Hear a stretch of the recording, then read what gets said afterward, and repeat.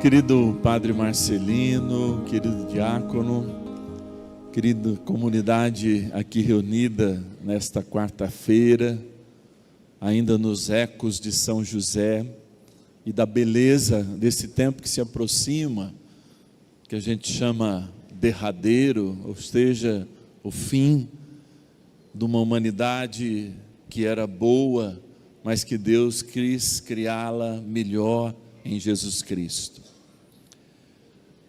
Alguns dos que me acompanham certamente sabem que eu vou dizer sempre a mesma coisa no início. Para mim, a palavra de Deus me desafia. Eu sempre fui uma criança peralta e desafiada. Você não dá conta? Eu ia lá e mostrava que dava. Então a palavra de Deus, de fato, ela toca no meu coração falando assim: de mim você não dá conta. E aí eu não dou mesmo. E fico me esforçando, como cada um de vocês, todos os dias, para vivê-la na sua profundidade. E mergulhar nesse evangelho que é boa notícia. Primeiro, quando nós ouvimos a leitura do início dessa grande disputa de a que Deus devemos adorar, muitos de nós hoje não está mais disposto a ir para o fogo para de fato provar a sua fé. Vivemos uma fé superficial. Desde a segunda metade do século passado, uma corrente de ideias, elas tentam nos formar da seguinte maneira: olha, tudo pode. E aqui nós não estamos falando de nenhum tipo de conservadorismo, mas totalmente de conservadores. Mas ao mesmo tempo do tudo pode, cada vez mais somos cobrados por aquilo que não pode e fazemos. E essa cobrança nem sempre é exterior, é interior. Quantos de nós hoje não está diante de processos depressivos por ter feito coisas no passado que ainda se arrepende, já confessou, mas não se perdoou? Provando o contrário, que quando a gente acha que tudo pode, nada na verdade pode. E hoje socialmente a gente é limitado num monte de coisa. Olha, não pode dizer isso, não pode educar os filhos assim, não pode defender a vida, não pode. Por que não pode? Porque isso faz parte de uma cultura antiga. Enquanto Jesus está dizendo que dessa cultura a gente tira sempre coisas novas. E a pergunta é hoje: que coisa nova Deus espera de mim, senão eu novo, diante daquilo que é estabelecido eternamente? E aqui está a novidade de Deus.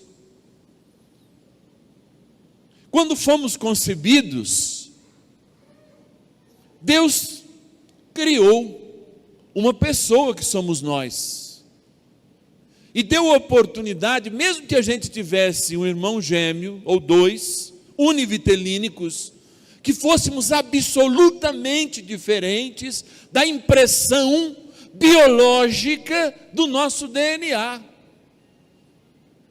Quem aqui conhece ou tem gêmeos? E são totalmente diferentes, fenotipicamente, mas totalmente em personalidade. Não são uma única pessoa, nos provando que nós somos muito mais do que qualquer manifestação biológica. Somos muito mais, muito mais. O diácono falava: o padre é médico. Não, o padre tem uma especialização e dou aula em faculdade de medicina, em pós-graduação. E aí eu fico dizendo: olha, hoje a gente tem uma carga genética, a gente investigou, gastou 10 bilhões de dólares para conhecer o nosso DNA. Aí a gente faz um exame, até desses charlatões que pegam um pouquinho da boca, leva lá e fala assim: ah, você é africano, você está de tal coisa, e tem tendência a essa doença.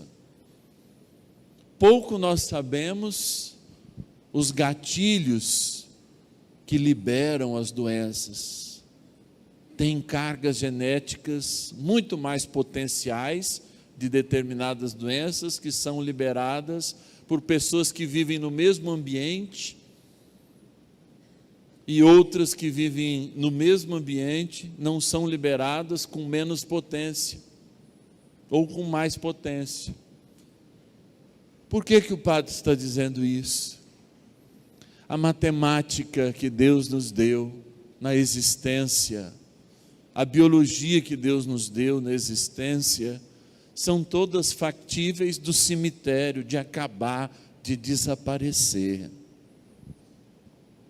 Mas a salvação que Deus nos deu imprime no caráter da nossa alma uma existência que não passa.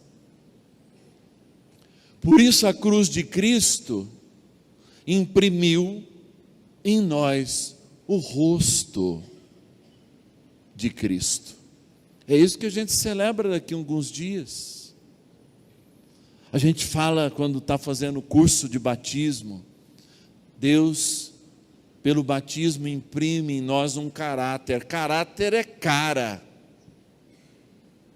E a cara que Deus imprime em nós é a do seu Filho, para que em todo tempo, pecando muitão ou poucão, Deus olhe com misericórdia o rosto do seu Filho que existe em nós, e não aquilo que a gente faz, mas Ele olha aquilo que a gente é desde o batismo. E o que eu sou desde o batismo? Sacerdote?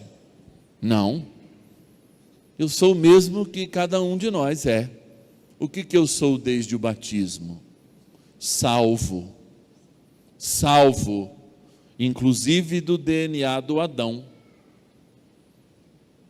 O DNA do Adão me leva ao cemitério, e o rosto de Cristo me leva ao céu. E é isso que nós celebramos quando mergulhamos na palavra e falamos de verdadeira liberdade. A liberdade é uma discussão filosófica, amados. Aí o padre: nossa, o senhor está difícil, padre. Mas é uma discussão de pensamento. Porque muitas vezes nós aprendemos que a liberdade é fazer tudo aquilo que nós queremos. E quando assim nós somos livres, nós de fato somos escravos de nós mesmos. Porque o que a gente quer? A nossa vontade se chama desejo. Então eu estou diante de uma galinhada, um arroz com galinha com muito piqui. Sabe o que eu quero fazer diante daquele arroz com galinha com muito piqui? Porque a melhor galinhada do Brasil é do Goiás. Isso aí não tem quem faz melhor, é daqui. E olha que eu adoro galinhada. O que eu estou num domingo, 2h da tarde, tomei o café às 7h30 da manhã, e aí vem aquele tacho de galinhada com piqui. Eu quero me rabar naquela galinhada. É o meu desejo. Eu não quero que haja mais domingo, nem missa à noite, nem segunda-feira, porque o meu desejo está aguçado na fome. E é o que a gente faz. A gente come, toma uma Coca-Cola, come mais um gole de Coca-Cola. Tem gente que gosta de suco de cevada, vai lá. Chega às 3 da tarde, a gente já tem 5 quilos a mais. 3 de arroz com galinha e 2 de suco de cevada. E aí não tem mais paciência para missa à noite, não dá. Aí você já perdeu aquele domingo, você já não vai mais se você for à noite. Por quê? Eu cedi ao meu desejo. Se ser livre para esse mundo é ceder ao desejo do arroz com galinha, e o arroz com galinha me escraviza depois com as consequências daquilo que vem, a má digestão, o excesso, aí eu perco a missa, porque eu não aguento, eu estou tomando um Saleno. É possível que isso diga para nós, a partir da consequência do nosso pecado, que servir ao nosso desejo não é tão bom. E se não é tão bom, não é feito para nós. E aí vem os filósofos que chamam a liberdade, diferente da segunda metade do século passado, estão bem antes, como Kant, os estoicos todos, eles vão falar assim: a verdadeira liberdade é querer uma coisa e não fazer o que quer.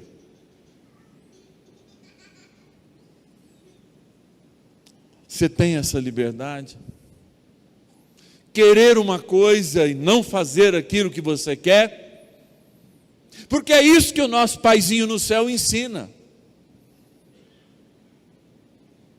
O que São José queria com Maria?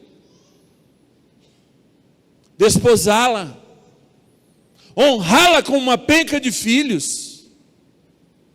Ele era um descendente de Davi, possivelmente morando na Galileia, porque era perseguido. Herodes queria matar todos os descendentes de Davi, todo mundo que era de Belém. E esse era o sonho de José, o desejo firme de José.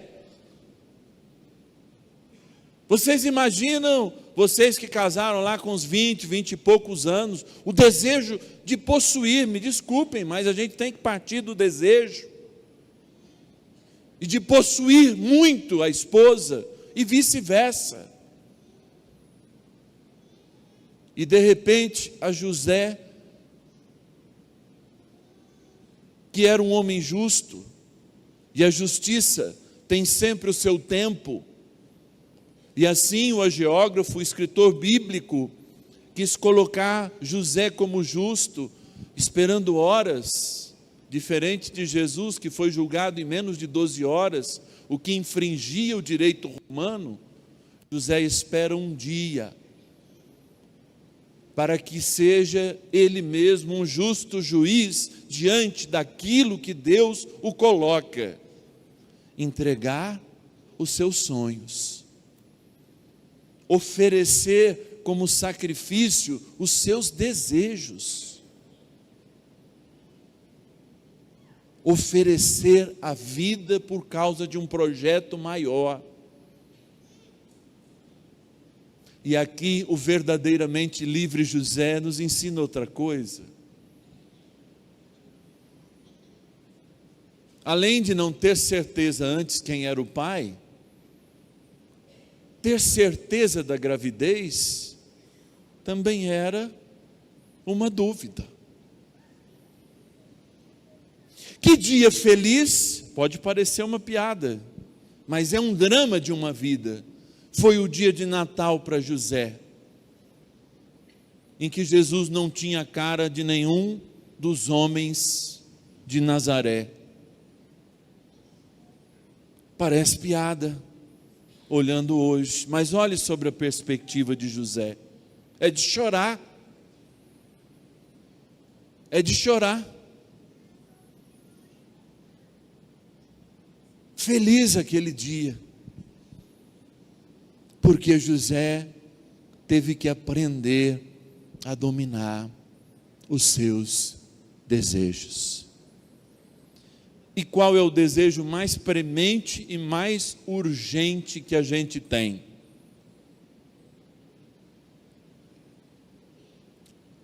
Qual que é o desejo mais urgente que a gente tem? Já pensaram? O que eu começo fazendo? Lá, quando eu estou no momento do meu nascimento.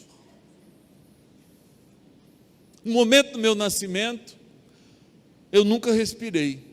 tem um líquido numa temperatura maravilhosa lá, que está correndo no meu pulmão. Eu engulo parte desse líquido e a gente expele outra parte. E entra algo muito frio, que se chama ar, no pulmão da gente. E aquilo dói das narinas aos pulmões. E a primeira coisa que eu tenho é reclamar. Como é que eu reclamo? Chorando. Chorando. Naquele momento eu tenho liberdade para não chorar? Não. Tem alguém pisando no meu calo.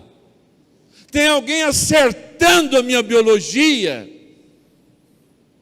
Tem alguém confirmando em mim a minha humanidade. Abrindo com o sopro divino. Lembra aquele sopro dado a Adão e Eva? É esse sopro, entra o ar, arde e eu choro reclamando. É a minha natureza falando do que vim. Mas depois a gente vai aprendendo ao longo do tempo que aquele primeiro louvor à nossa natureza e a reclamação não é o caminho de Deus. E aí nós somos batizados e nós vamos crescendo no louvor a Deus. E muitas vezes ainda hoje o nosso louvor é insuficiente. O nosso louvor é ofensivo, porque ainda a gente chora mais de reclamação, de murmuração, fazendo o louvor do capeta e da nossa humanidade, do que de alegria. E aí a palavra de Deus diz assim: quando não conseguir agradecer, se cala. E São Paulo vai nos dizer uma coisa que dá um soco no estômago da gente. Para os nascidos com o caráter de Deus. Vou continuar esse puxão de orelha. Fala, padre, chamou você aqui para você dar puxão de orelha no povo, em vez de falar bonitinho, Deus faz tudo que você quer. São Paulo vai dizer assim: em tudo dai graças. Está aí.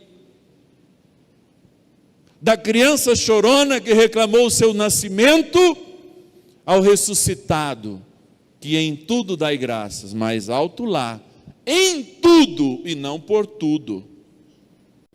Eu acabei de perder alguém que eu amo. Eu vou dar graças porque eu perdi? Por aquilo? Não, a palavra não pede.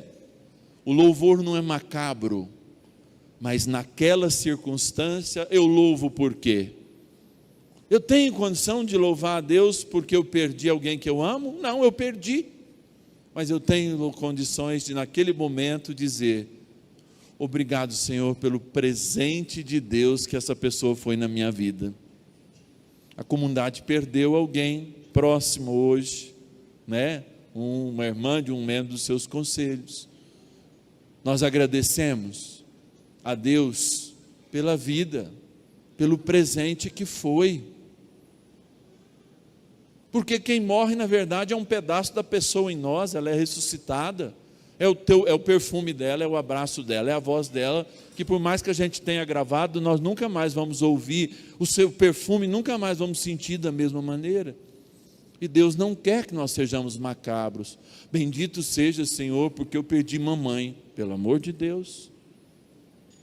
Bendito seja, Senhor, porque mamãe foi, na sua limitação, maravilhosa. Ela foi uma mãe melhor do que ela teve. E é isso que José nos ensina. Talvez a dor de José fosse tão grande que ele não tivesse conseguido ao longo da vida agradecer em palavras, como fez sua amada esposa no Magnífica. o poderoso fez em mim maravilhas, porque a sua dor era tão intensa, mas a sua dor gerou um silêncio que é um louvor muito maior do que qualquer louvor que nós consigamos proferir ao longo da vida. E aquele homem que também chorou ao nascer, calou para bem louvar. E é por isso que muitas vezes sobe ao céu o louvor do nosso silêncio, quando a gente não consegue agradecer, quando a nossa dor é maior. Deus acolhe a sinceridade do nosso silêncio. Muitas vezes o padre e eu, num direcionamento espiritual, chegamos a ponto que a gente não tem nada a dizer. Ele é mais sábio que eu, mas não vem palavras. Em alguns momentos acontece isso. E o que a gente faz? Cala e reza. Eis o que São José nos ensina nessa noite. Quer a cura? Cala e reza. Quer o perdão? Cala e reza. Quer a misericórdia? Cala e reza. Que o teu silêncio grita no céu, como uma voz do inocente, que grita por nascer, porque o céu é o nosso lugar. E de hoje em diante, ninguém que está aqui, ou nos vendo pelas redes sociais, vai poder murmurar. Porque se você continuar murmurando, agora, padre, é pecado mortal.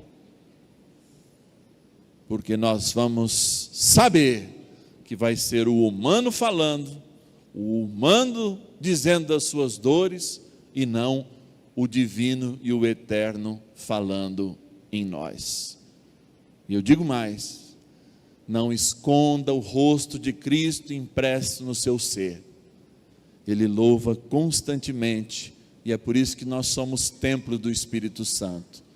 Igualmente, a palavra de Deus confirma, nós não sabemos o que pedir, porque pedir é o que mesmo a gente deveria fazer, porque quanto mais a gente louva, mais o céu está perto de nós, mais a cura acontece, mais a graça de Deus se realiza. E tem uma música, eu nem combinei com os meninos aí, que é muito antiga. Eu sou um molequinho de igreja assim, desde sempre, catequista desde os 9. E eu queria que você fechasse os seus olhos só, se você souber, você canta comigo. Que é assim, ó, bonitinha, de criança. Deus habita no meu coração, Deus habita no seu coração. Que bom saber que Deus habita. Olha que gostoso, é o rosto dele, né? Já parou para pensar isso? Às vezes a gente fica procurando Deus fora. Jesus falou para a samaritana, um dia adorareis em espírito e em verdade. Isso não tira a intimidade de vir ajoelhar diante do Santíssimo, não. E que bonito é saber que... Vamos ficar de pé então. Fala para o teu irmão isso, porque às vezes ele pode ter esquecido. E às vezes um recadinho que a gente dá faz a diferença toda, não é? Então vou pegar para a senhora. Como é que é o nome da senhora? Rosa. Olha, eu acertei, não é? Vou falar assim, ó. E pode pegar um irmão que está do lado aí, né? Não precisa ter vergonha agora. É sem vergonha mesmo. Dona Rosa. Deus habita no seu coração. Deus habita no seu coração. Que bom. Que bom saber que Deus habita Rosa, obrigado, viu? Porque Deus habita no seu coração. Eu vou falar aqui com ela também, porque ela não está sabendo ainda. E o nome da senhora? A dona Leonídia. Deus habita no seu coração. Deus habita no seu coração. Que bom saber que Deus habita. Mas agora a Leonida e a dona Rosa me perguntaram assim: mas como ele age? Porque ele habita no meu coração, como ele age? E às vezes a gente canta música e não pensa no que a gente está cantando. Eu vou contar para as duas agora assim. Vamos lá. Mas é no louvor que ele age. Sabe como? Transformando nosso coração. Mas é no louvor que a sua presença, olha aí, ó, nos cura e nos dá amor, amor. Tá ruim lá em casa? Tá ruim lá no médico? Tá com dificuldade? Feche os teus olhos agora. Você vai lembrar essa canção. Olha aí que facinho, escreve ela. Põe na geladeira. Mas canta agora a cura, a misericórdia, o perdão para a tua vida. E agora você vai falar: Deus habita no meu coração. Porque esse é o cântico agora, já que você ficou sabendo, você vai cantar sozinho agora para você. Naquela dor. E se a dor estiver agora, latente, é agora que você vai dizer: Deus habita no meu coração. Deus habita no meu coração. Que bom saber que Deus habita. Vamos de novo? Deus habita no meu coração. Deus habita no meu coração. Que bom saber que Deus habita. Ai, Padre, mas eu estou sem fé. Louva mesmo assim. Mas é no louvor que ele age. Fazendo o quê? Transformando nossos corações. E a presença, mas é no louvor. Meu Deus me abandonou. Que a sua presença nos cura e nos traz amor, amor. Que coral maravilhoso nos ajudou, né? A gente sabe que é difícil, mas quando a gente está junto, não parece mais fácil? Feche os teus olhos e imagina que você já é do céu. O Senhor um dia falou assim: olha, quando quiser rezar, vai lá no quarto, fecha a porta.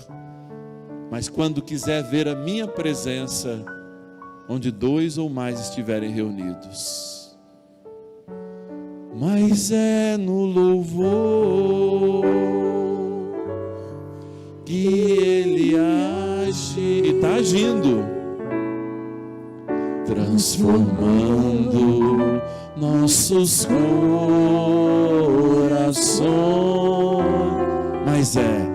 Mas é no louvor que a sua presença nos cura e nos dá amor, amor. Eu daria uma salva de palmas para Deus agora.